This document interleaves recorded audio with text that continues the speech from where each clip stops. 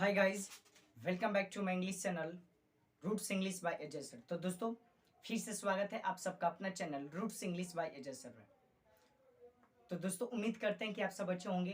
तो दोस्तों आज के टॉपिक में पढ़ेंगे सिंपल प्रेजेंट टेंस। तो दोस्तों सिंपल प्रेजेंट टेंस का मैं बहुत सारे वीडियो बनाया हूँ। सिंपल प्रेजेंट टेंस में जैसे अफर्मेटिव सेंटेंस हो गया, नेगेटिव सेंटेंस हो गया, इंट्रोगेटिव सेंटेंस हो गया।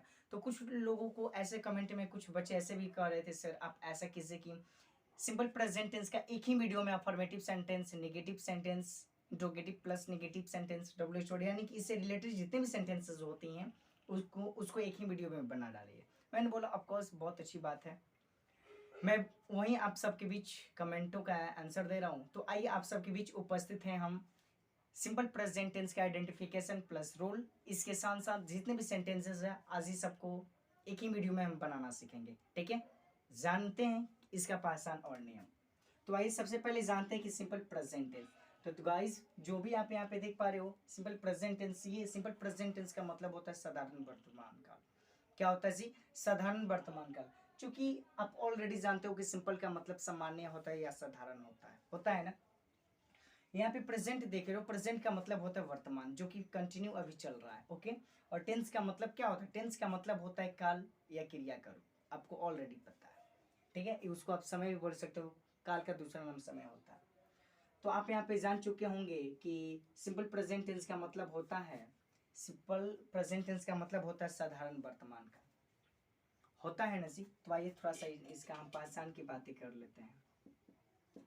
इसका पहचान हो जाएगा कि जिस हिंदी वाक्य क्रिया के अंत में ता है, ती है, ते हैं इत्यादि रहे तो उसे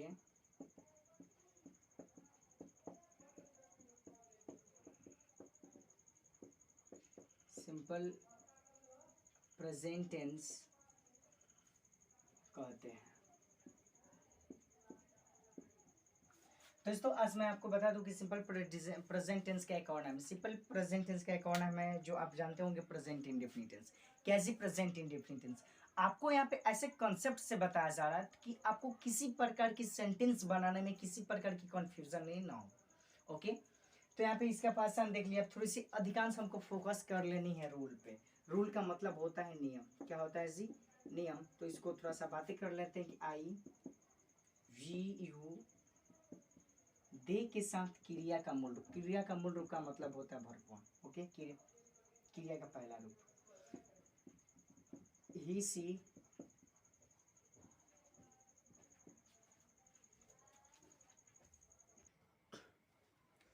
यहाँ पे बताया क्या जा रहा था कि ही सी किसी के नेम के साथ आपको एस या ईएस का प्रयोग। दोस्तों मैं एस या ईएस का प्रयोग मैं आपको ऑलरेडी बता चुका हूँ। इसको इसके लिए मैं एक वीडियो भी बनाया हूँ, उस पर डायरेक्ट लिख दिया गया होगा ऐसा कुछ करके, एस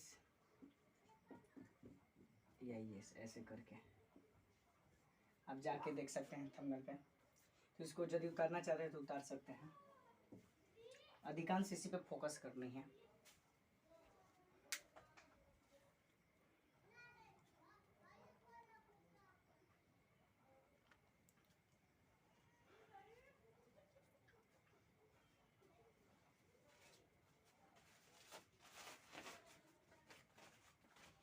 अब आइए थोड़ी सी अफर्मेटिव सेंटेंस पे बात कर लेते हैं।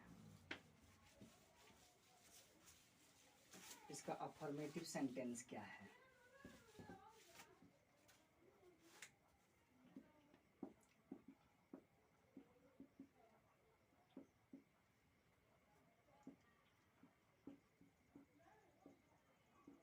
अफर्मेटिव सेंटेंस का मैं हिंदी भी बता चुका हूँ कि अफर्मेटिव सेंटेंस का मतलब होता है सकारात्मक वाक्य। और थोड़ी सी इसका स्ट्रक्चर देख लेते हैं। सब्जेक्ट प्लस वर्ब 1 या वर्ब 5 प्लस ऑब्जेक्ट, यही हमारा क्या है स्ट्रक्चर है। यहाँ पे सेंटेंस जैसे मैं जाता हूँ, मैं क्या करता हूँ जाता हूँ, तो मैं जाता हूँ यहाँ पे क्या हो जाएगा आई सब्जेक्ट हुआ। आई विद्या के साथ नियम में क्या लिखवाया था कि आई विद्या के साथ क्रिया का मूल रूप। क्रिया का मूल रूप का मतलब होता है वर्ब 1। ठीक है, तो आई यहाँ पे क्या कर दोगे गो, मैं क्या करता हूँ जाता हूँ। जैसे आप हंसते हो,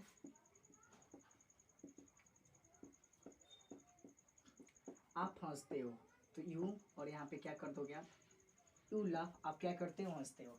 ठीक है, अब यहाँ पे ऑब्जेक्ट की सिर्फ बातें कर रहे हो आप, तो ऑब्जेक्ट भी मैं लगा दे रहा हूँ। जैसे आप दिल्ली जाते हो, तो आप दिल्ली जाते हो यू, इसके साथ इस मार का प्रयोग नहीं होगा। यू गो टू,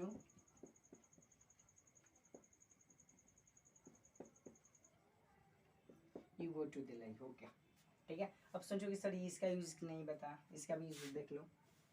जैसे कि राम सोता है, यहाँ पे हो जाएगा राम स्लिप्स। राम स्लिप्स, राम क्या करता है सोता है, इसको उतार लो अफर्मेटिव सेंटेंस।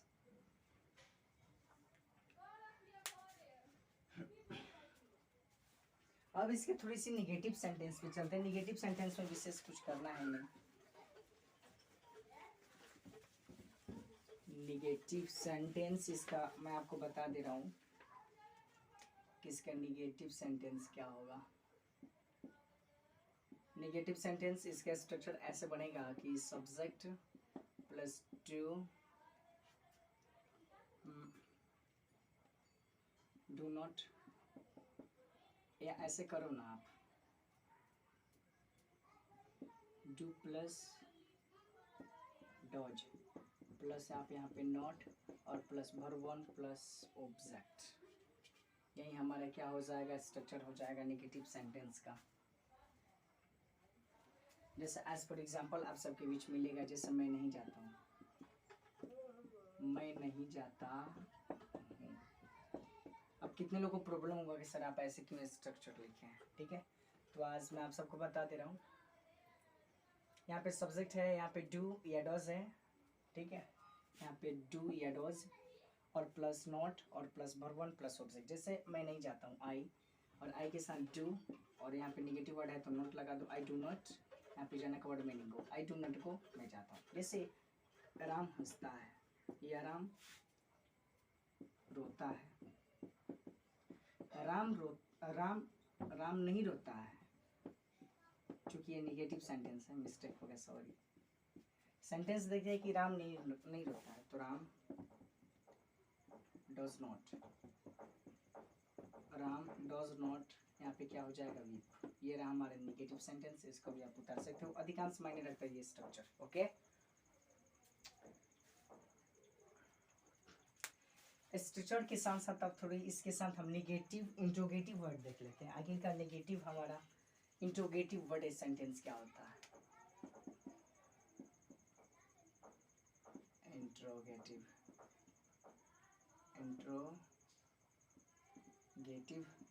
सेंटेंस, तो इंट्रोगेटिव सेंटेंस के लिए आप करोगे क्या, इंट्रोगेटिव सेंटेंस में डू या डज पहले लगा दोगे। इसका स्ट्रक्चर भी आप लिख सकते हो कि डू या डज और plus subject plus verb one plus object, और प्लस आपको क्वेश्चन मार्क लगाना इस सेंटेंस में क्या है ज़रूरी है।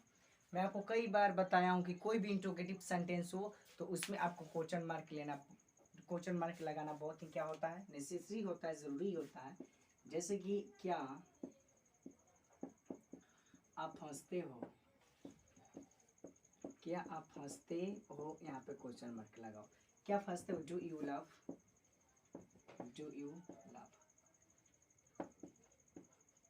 आप सोचोगे सर आप तो अकेले खुद ब खुद बना दे रहे हो, समझा ही नहीं रहे हो। समझाना क्या, आपको पता है कि आयुर्वेद के साथ क्रिया का मूल रूप, यानी कि उसके साथ ना एस का प्रयोग होगा और ना ही एस का, ओ वर्ब वन जो कहते हैं।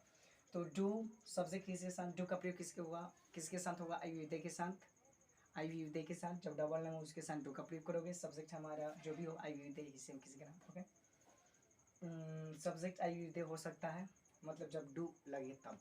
और यहाँ पे देखो कोई मतलब हार्ड नहीं है। और भी सेंटेंस देखते हैं, जैसे कि क्या रमेश हंसता है, क्या रमेश हंसता है, तो डज रमेश क्वेश्चन मार्क लगाइए कि देखिए इसको उतारिए, इंट्रोगेटिव सेंटेंस वाला ये वाला।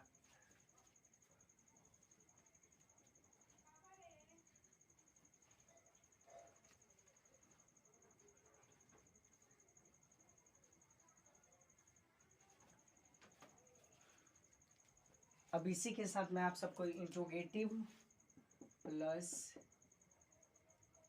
Negative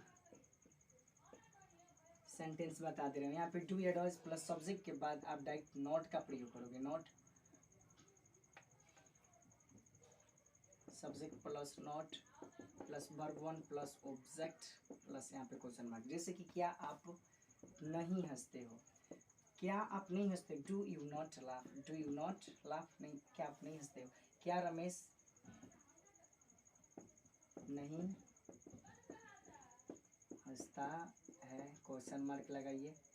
does Ramesh not, does Ramesh not, यहाँ पे क्या हो जाएगा लाफ, और यहाँ पे क्वेश्चन मार्क लगा दोगे। Interrogative sentence start. दोस्तों एक प्यारा सा लाइन आप सबके बीच कहा गया है, बहुत अच्छा शब्द है, जीवन से रिलेटेड है कि कोई चीज आप सबसे हासिल नहीं हो रहा है ना, तो उस काम को करने का तरीका बदलो। लेकिन आप क्या करते हो, एक बार दो बार प्रयास करते हो, हार जाते हो। लेकिन हार कभी नहीं माननी चाहिए। कोई चीज आपसे हासिल नहीं हो रहा है तो उस काम को करने का क्या बदलना चाहिए, तरीका बदलना चाहिए।